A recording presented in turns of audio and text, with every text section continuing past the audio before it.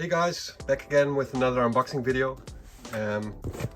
Still recovering from the flu, so my voice might be cracking up a little bit, but that's not going to stop me from ordering comics and unpacking them and making a video about it. So I hope you enjoy this. It's a package of about 70 comics, something like that. And it's going to be two separate series, so one full run and one run from somewhere around issue 25 up to issue 60 something. So let's see what's inside.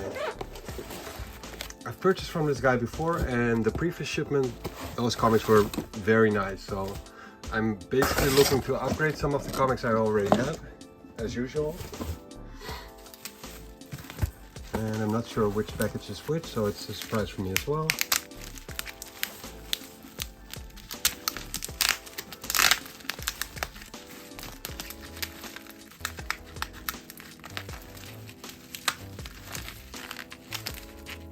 Let's see which one this is. I think I need a new knife or something. It's not as sharp as it used to be. There we go.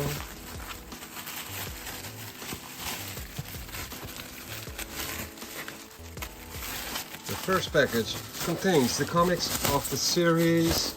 Here we go.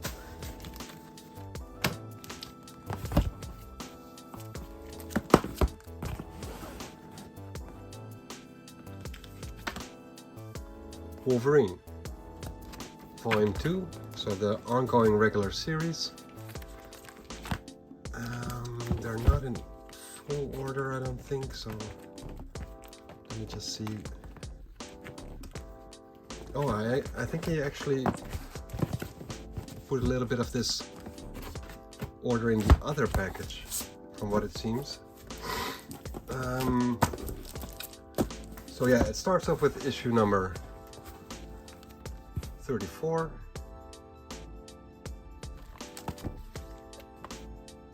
All the way up to issue number 60.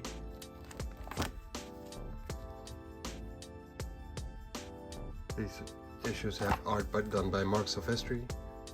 Regular viewers probably already know that this is one of my favorite artists.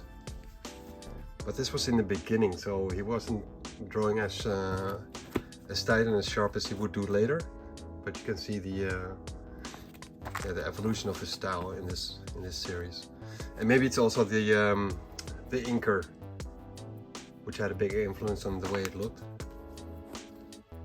But yeah, back in those days, he was one of the more dynamic drawing artists. Issue 42 with Cable and Sabretooth.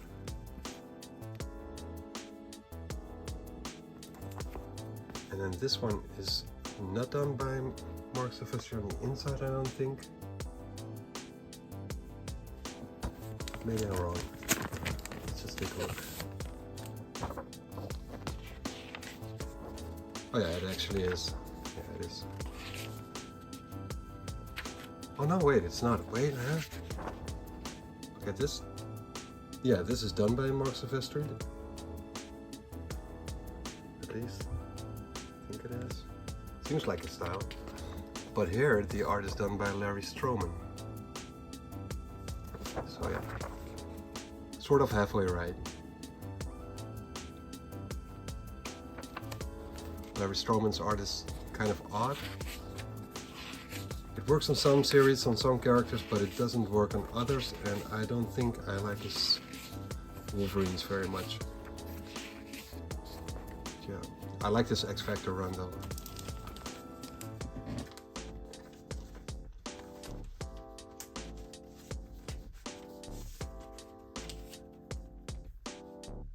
But yeah, the cover of it, I'm not entirely sure, but it seems like it's done by Mark Silvestri as well.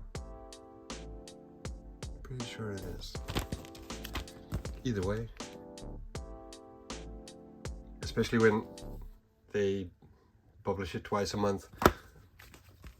The artists won't always be able to reach the deadline, and they use different artists in the meantime. such as here. I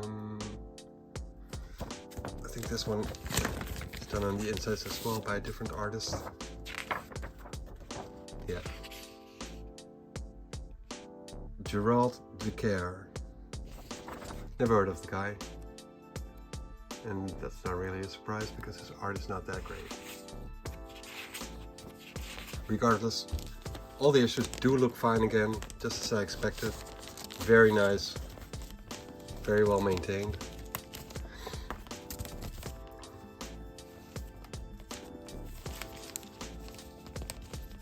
And then I'm gonna take a look at the next cover, because this just looks plain vicious. Take a look at the way that looks compared to the other art.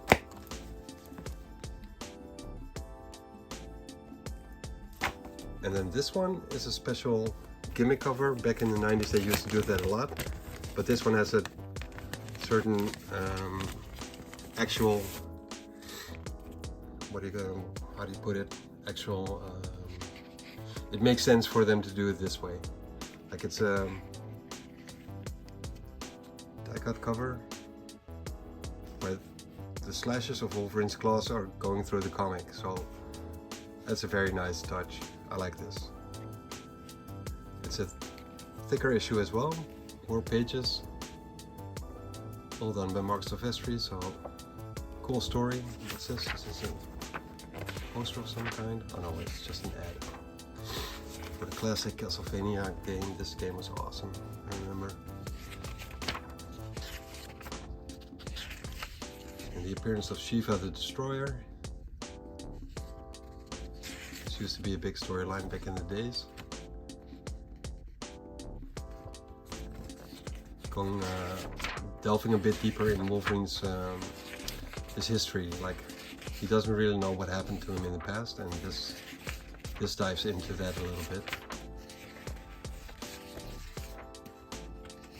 But yeah, I'm very fond of this cover. I like it. It's very cool. Issue number 50.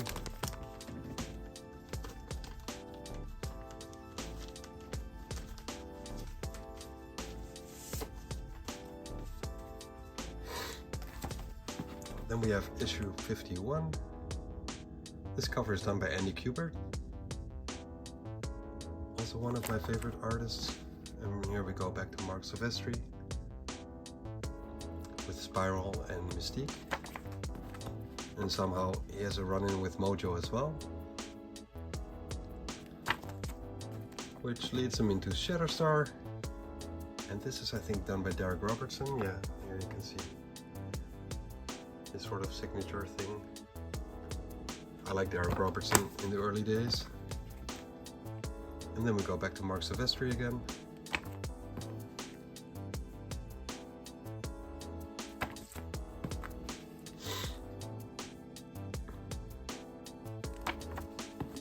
Issue number 59, also done by Derek Robertson.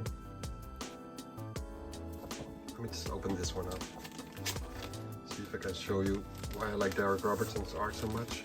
I think this is after he done the his run on New Warriors, which was probably his best, or it was probably at his best. Yeah, because this doesn't look that good. But it's Inker Joe Rubinstein, so maybe he messed it up a little bit. I don't know. But it doesn't look the way his New Warriors run looked.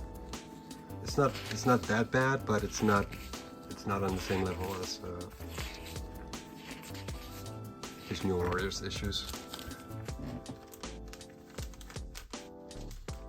I pretty much have the New Warriors completed already, so I don't think I'll be getting those in anytime soon.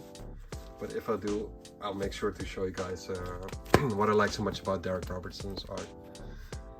Issue number 58. No idea who did this. Oh, it's also Derek Robertson. Okay. Let's see if it progressed a little bit, or maybe a different inker on this one. No, it seems sort of the same way. Yeah, the same inker, Joe Rubinstein. I think that's where the problem is. I'm not entirely sure, but it's not that great. I've seen him do better.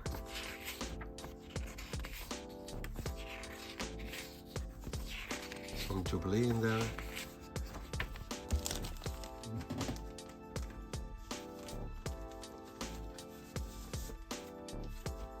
And then the final issue, issue number 60. Again done by Larry Stroman. But here the art looks different than from the earlier issue I showed you guys. So let me just see what these insides look like. If it's done by Larry Stroman, and it's not. It's done by Dave Hoover.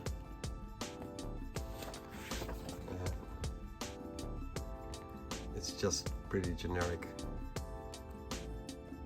I'm not a big fan of this.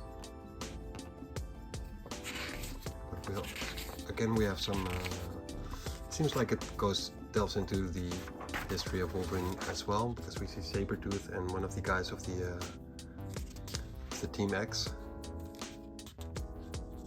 going back.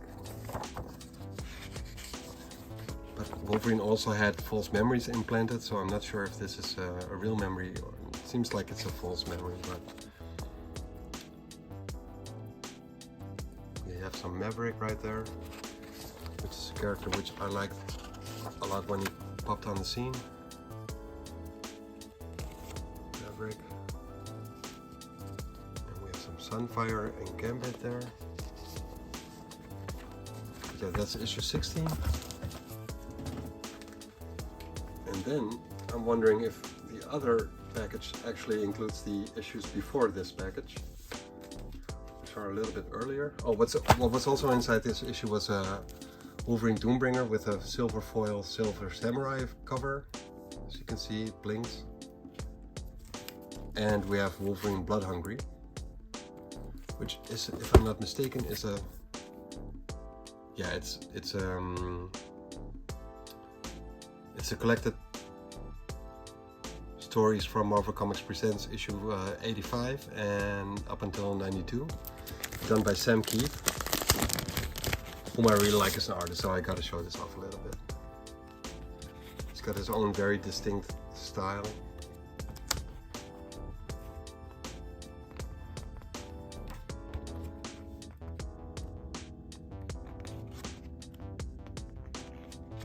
I think this might be the first appearance of Cyber as well, which will become a pretty big villain for Wolverine.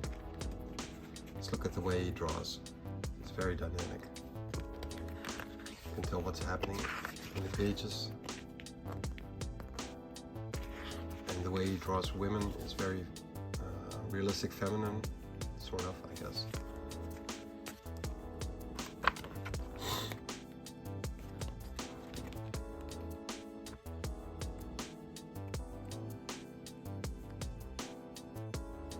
I've never read the story in its entirety, so I guess I'm gonna have to read it sometime. I'm not gonna go all the way to the end for spoilers and stuff, so I recommend this one as a single one-shot issue. And then the insides of the Doombringer, Wolverine Doombringer. I'm gonna open that one up as well.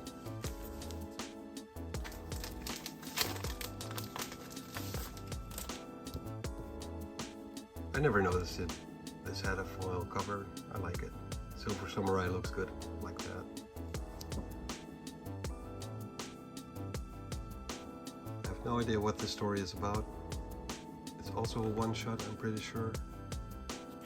Don't think there's multiple issues of this.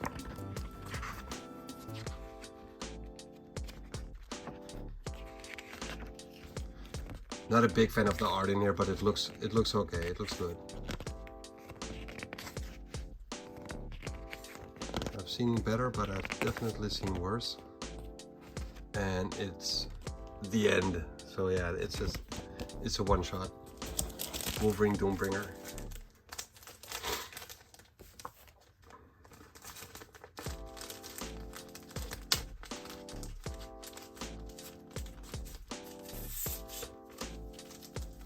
So let me just put this stack on to the side, and let's see what's in the other package.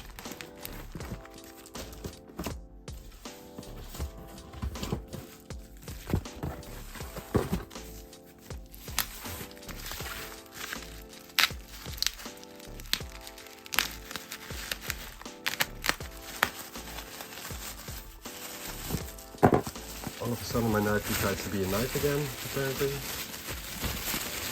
which is good. Here we go.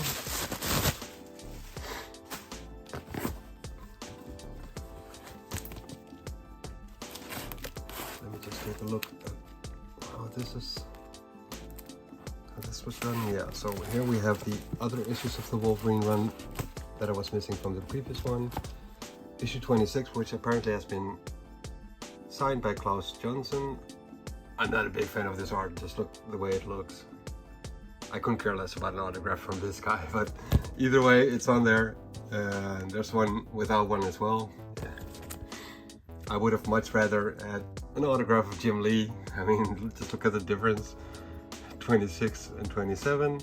This looks amazing, and this is, I could do better than this. Either way, issue number 28.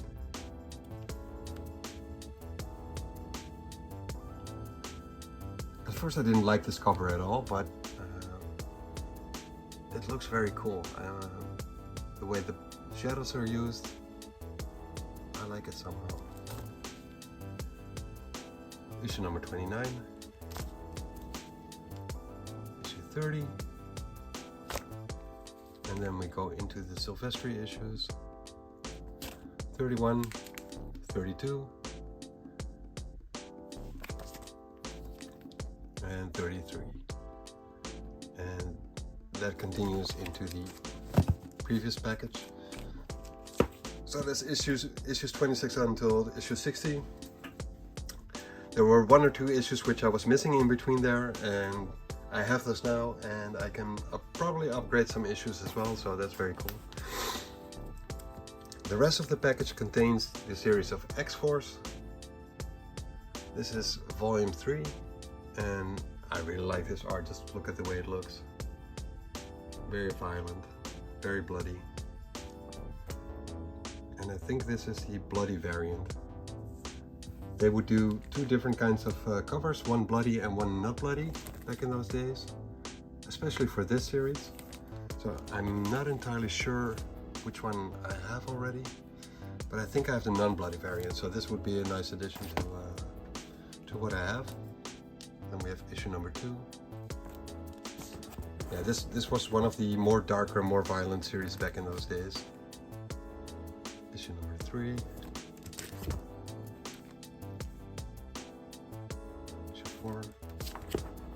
X-Force would turn into sort of a Black Ops team, but they would get missions from Cyclops, and none of the other X-Men would know what they were doing, because they were taking out certain villains.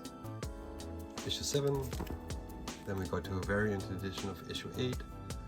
Pretty sure I have this one. And this is the regular issue of issue number 8. Then we have issue number 9. Then a variant of issue number 10. I think I already had this one as well, so I'm looking for the regular one of issue 10. Then we go to issue 11. Just look at covers like these, they're amazing.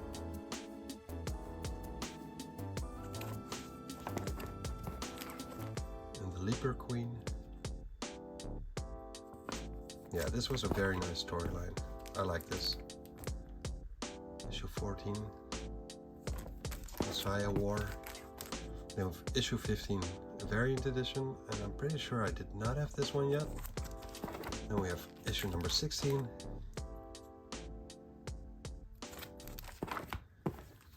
Issue 17 with X-23 on there. Very cool cover. Issue 18.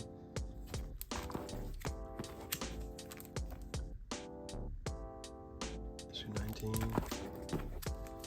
I'll go to issue 20. So as you can see, it's a full series, a full run. Issue 21. The Crochet was a nice storyline as well. Very cool.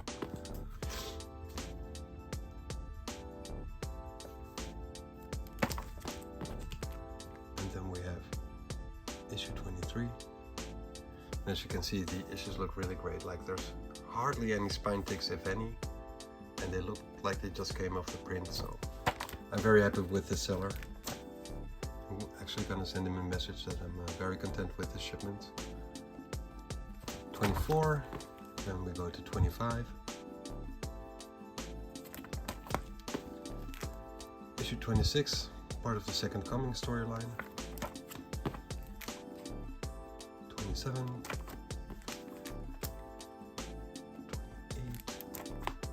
And then we have an annual with horrible art. I mean, just take a look at the way this looks. I don't think anyone is a fan of this, right? I mean, Deadpool looks alright, but Wolverine looks horrible. As opposed to this just looks amazing. Just look at the way this looks.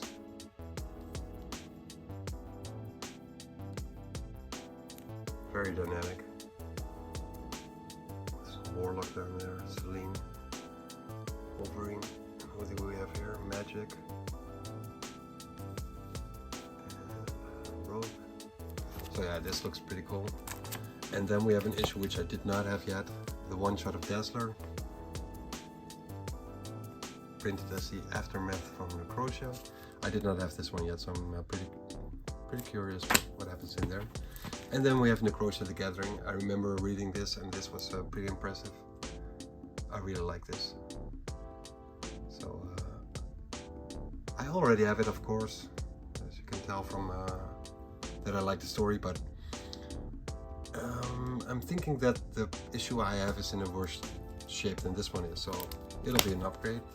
So that's it for this unboxing. The full run of X-Force Volume 3 with some specials. Then a big run of Wolverine issue 26 up until issue 60 with 2 specials included. And 1 signature of Klaus Janson, yay! So this is it for today. Thanks for joining this unboxing video. And I hope to be making another one soon again. So thanks for watching and see you around next time.